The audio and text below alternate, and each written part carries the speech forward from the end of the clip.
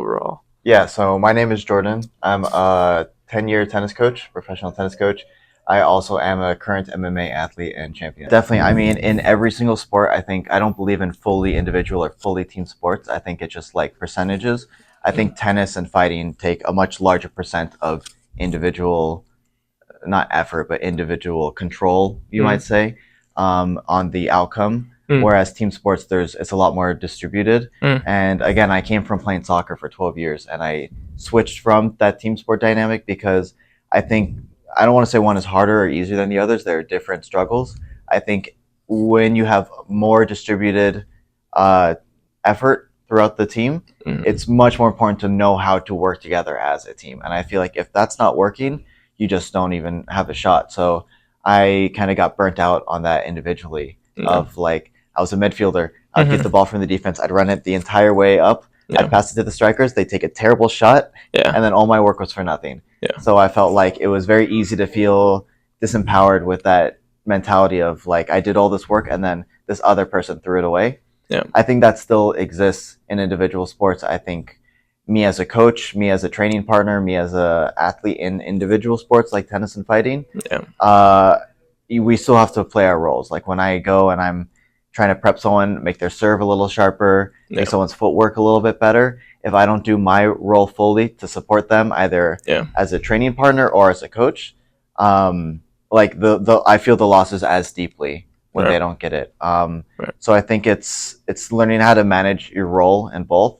I think for a lot of people that are drawn towards individual sports, you feel a little bit more like self determination. A Mm. sense of self determination is a little bit stronger Hmm. because it's your actions. You're the one doing it there. Right. And at the end of the day, like the coach, the partners, everything, but it comes down to you. Yeah.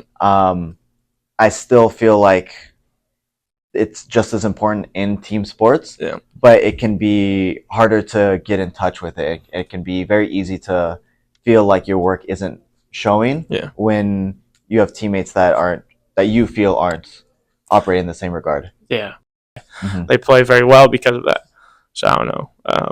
Maybe what you think of that? I mean, I think you hit a lot of things like right on the head. Yeah. I think in terms of those, like, I think there's a very few amounts of people that can be successful long term, or I don't even know if I say long term, but can be successful with that type of mindset. Yeah. The kind of David Goggins, Yeah. like the Kobe Bryant, the people who are just like either the grind all day or the grandiose, like you look at like Conor McGregor or someone that people Yeah. that think like they're untouchable and the best of the world. Yeah. I think at a certain point it fails them, Mm. and I think that it's more of a detriment than an actual reason of why they're great. I think Yeah.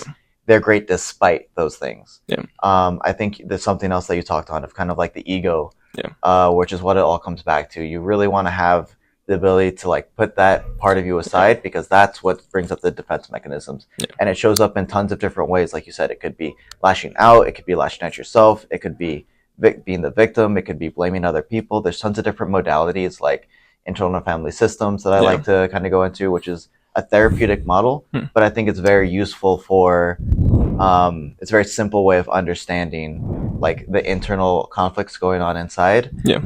There's tons of other modalities like positive intelligence where they kind of have a set number of, I think it's 7 saboteurs in your head of like, these are negative voices that will come out. Hmm. Everyone has them, and it's just to different degrees. And learning what those voices are saying inside of your head, because you are like many different selves put together, Hmm. learning what's going on internally is going to help eventually get the scoreboard wins and get those changes. But I really think like what you're talking about, I completely agree with that. You should be using sports in a way to for self growth, for self improvement, to learn how to Yeah. overcome those things. Because when you develop those habits and those responses in one area, it's a lot easier to develop them in other areas. And using sports to become a strong person, I think, is the best outlet. I think that's why we play. I think that's why Yeah. we compete against each other to be the best version of ourselves. Like at the end of the day, who cares? Like, what does it mean to be able Yeah. to throw the ball the best in a certain way Yeah. Right. in a certain rule set? Like, Yeah. what does it mean to be able to beat anyone else up? Like, Yeah. at the end of the day, like, what is that? Yeah. Yeah. Alrighty.